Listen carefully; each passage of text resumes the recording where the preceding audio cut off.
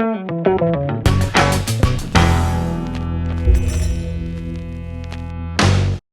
it is Box Office Buddies. You know how it works. I'm always reviewing a different movie with a different buddy. And this time, I am here with someone I've been looking forward to reviewing a movie with for a long time. Feast your eyes, ladies and gentlemen. We go way back, and I actually, when I first thought of Box Office Buddies, you were one of the people that I always thought I wanted to do a review with. This is Jen, and yes, I'm happy that we're finally getting it done. Finally getting it done. Happy to be here, you know. Yes. We also reviewed a movie that was pretty highly anticipated. I don't usually like sequels, but I was still kind of looking forward to this one. Quiet Place Part 2. I really enjoyed the first. It had its flaws. If you want to check out my review on the first one, you can do that.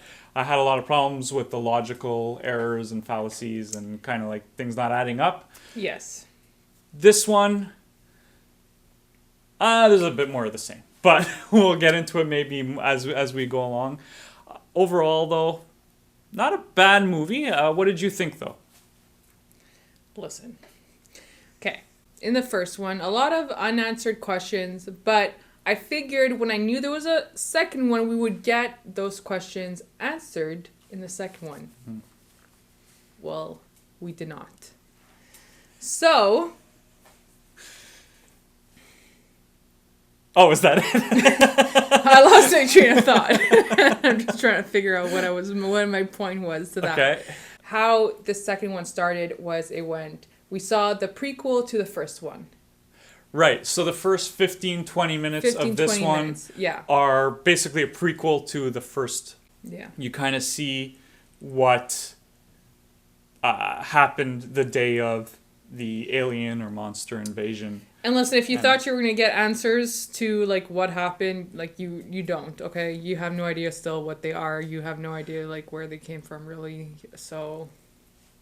Right. No. If you're watching this movie for the answers, you're not getting them.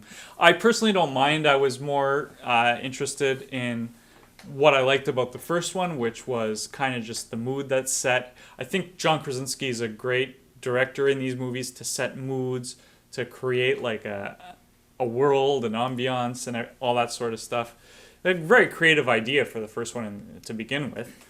And I liked that aspect of it, so I was looking forward to more of that.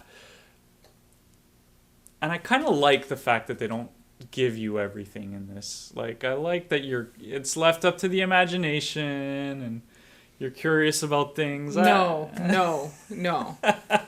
They're no left up to the imagination. Like, I don't need I have enough imagination. I need to know the loose ends. Like, no. That's just what a movie guy says. Oh, I like the imagination, blah, blah. No. Jen's so far not happy about the questions not being answered. I kind of mentioned that I'm... In this one, again, logically, things don't necessarily add up. Things don't always make sense.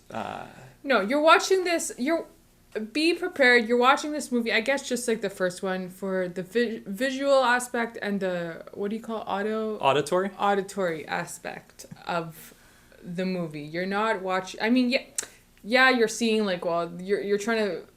For the storyline to continuation of the first one, but it's not... I mean... And just the entertainment value. Like, your good old-fashioned monster thriller, you know? Exactly. It's not too bad. But, yeah, in terms of things making sense up here, it doesn't always. I think that's the weakest element of these movies, personally. And I also felt, as much as I enjoyed certain aspects of this, and like I said, this might just be a good movie in terms of entertainment value, but I didn't feel like I needed to see this movie. It didn't add much to my experience of the first. No, yeah. I mean, I would agree. There was just a lot of repetitive scenes. You know, it's kind of like the first one, don't make a sound. Then you make a sound, and then the monsters come. don't make a sound, and just different locations. Different settings. Different settings, but of the same thing. Don't make a sound, make a sound. Make right. A sound.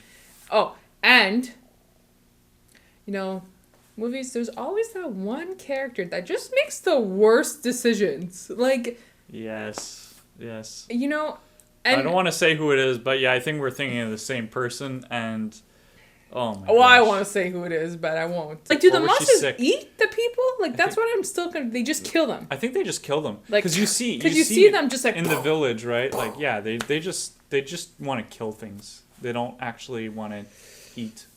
So how do they eat? That's your question? So what do they eat? With all the things that... Well, they have to survive somehow. I know, but with all the unanswered questions, your question is how they eat? You could put this in the thing. How do the monsters eat? That's what I want to know. How do they? Because it's very clear. You could see in the first one, too, that they're not killing these people. They eat them. They're just... I'm sure they eat some of them. I don't know. They have sharp teeth, so they seem Do they? to... Yeah, they seem to be carnivorous. You never see. You just say... Yeah, you see their mouths. That was a really ugly face, I'm sure. They have super, scary mouths. But okay. They're not... you never see them, feasting on people. Right. They're not, yeah. So it's a bit unclear what... Maybe they're carnivores. Yeah, well... look, if that's your first question you have... I really don't feel bad for your unanswered questions at this point. But yeah, I think Krasinski did a great job directing. He didn't even want to do the first the sequel. The studio had to convince him to come on board. He gave his idea, his pitch of what a story would be, and they really liked it. So we want to go with this. Please direct it. He decided, fine. They're like, we'll pay you $5 million, John, to direct this or whatever, and he was like, okay. Yeah. Essentially is what happened, right? And then he's only in it briefly for the prequel portion, and then Emily Blunt is, I guess, one of the lead characters for the rest of the movie, along with Cillian Murphy, Millicent Simmonds, Noah Jupe, Djimon Hounsou also in this, and they do a really good job acting. I think that's one of the strong suits. Yeah. You mentioned there was this one scene you really liked where with Noah Jupe where he gets into a tough situation. I think both him and Emily Blunt react to this traumatic situation. I felt the trauma myself. Yeah, it was a scene where you definitely gasped. Other than not a jump scene, just like a scene. Right. And you really feel you just really feel that scene. You really feel how realistic it would be, and just a really good acting job between a mother and son. Yeah. Yeah, I think the acting was solid. I think the direction was solid. The visual and auditory experience were there. It's a special type of movie. Even though I have many issues with it, it's so well made that I think it's still definitely worth seeing for the entertainment value. But be prepared to leave very frustrated. Well, they're not making any sequels probably since they didn't even want to make this sequel. So you might, I don't know, you might be I'll waiting. have a talk because there's a lot of unanswered questions. Listen, John, there's a lot of unanswered questions that need to be answered. And the third one, you can't leave a movie like it did. Are you kidding?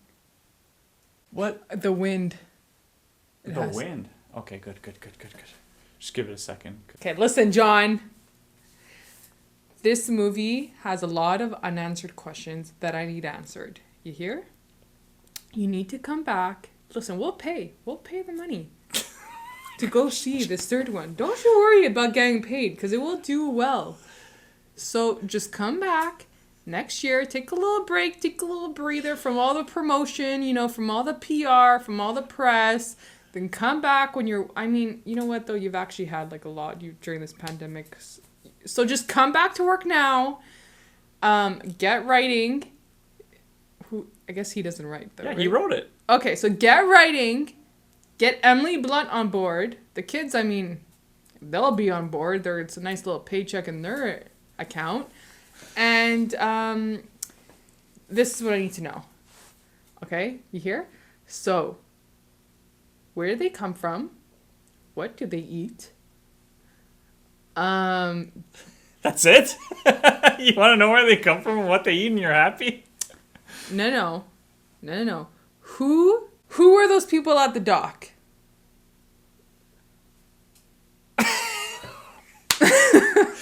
Well, there you go. Oh. Spoiler alert. 1, 2, 3, 4, 5. You have enough time to turn off. Spoiler alert. You're telling me all the research that John did in the first one, all the news clipping, all the whatever, all those things, they didn't know that they don't swim? Come on, well, John. Well, not just that. Like I mentioned, I had problems with the first one. In the first one, they discover high frequencies are the weakness of the monster. No military in the whole world knew that these monsters who can't see, who only react to sound, had a weakness that was sound related. So let me ask you. You knew that you can go talk at a waterfall, but you didn't think of putting up a sound system and just playing loud music so you guys can talk? Like, I mean, but then the monster would destroy the house. Right. Well, but set up other sound things. So if when they're there, you could turn it on so they're not, so they don't know where to go. You know what I mean? They're just kind of, or set up sound system only outside, not in the house. Well, even in the first one, why did he need to die? Yeah. Why didn't he have firecrackers with him? Throw them. Right. And I thought that, and she was using the sound thing. Like the daughter was using her thing. So why? Telling you things do not add up. He just wanted out. You could tell he just wanted out.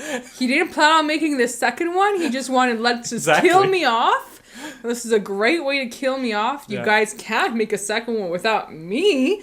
Well, little did you know. Yes, we can. And there's going to be a third one without you, too. Well, you've heard it here on Box Office Buddy's first Quiet Place 3 coming soon. Jen has announced it, and yes, there you have it. I'll be sure to make sure you get a script so you can approve.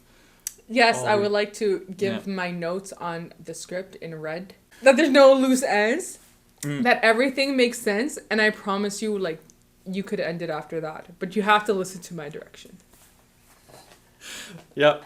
Well, there it is. Jen doesn't approve so far, but maybe she will after a third one. Yeah. Look, I don't need sequels. But I'm okay with how it is now. You know, I have a lot of complaints, but that's just me. I just complain all the time. But it was still an enjoyable movie. I had a lot of fun. I had a lot of fun, even though I'm not satisfied with everything. I still had a lot of fun. Scale of Marvel and Matrix, worst to best. Well, would you want to grade it that way? I can't do that way because Marvel is not the worst. You want to give it an emoji then? What do you want to do? Yeah. I do want to give it an emoji. I'm going to give it an emoji based on... This is what I'm going to give you an emoji. Based on my reactions throughout the movie, okay? Yes. So, the first one would be crying emoji. You know that. Second one would be... Oh, the big eyes. The big eye emoji. Third one would be the... emoji. And then, for my overall review of the movie, it would be the... question mark. They're like, emoji and question mark. This rating system's broken. You just gave it 5 emojis. There's nothing I can do with this. There is that curiosity aspect with it for sure. Because yeah, it's a whole new kind of world that they created, and you have people who really want to see more of it and want some answers. So. Come back to Box Office Buddies for part 3 in a few years. Yes. Because I'll be here. You'll be here taking full credit, of course. Taking full credit. Yes. With a few $1 million in my pocket because I directed this movie. Oh, you're going to direct it? Well, I mean, I give my notes. Yes. I'm sure. Yes. Exactly. Gotta get paid for that. Yeah. Well, I'm sure they'll be thanking you for that in the future. You're welcome. Thank you for doing this review. Thanks for watching. Make sure you like, comment, share, subscribe to the channel, hit the bell, and let people know what's up with this, what they're in for, and we'll be catching you soon.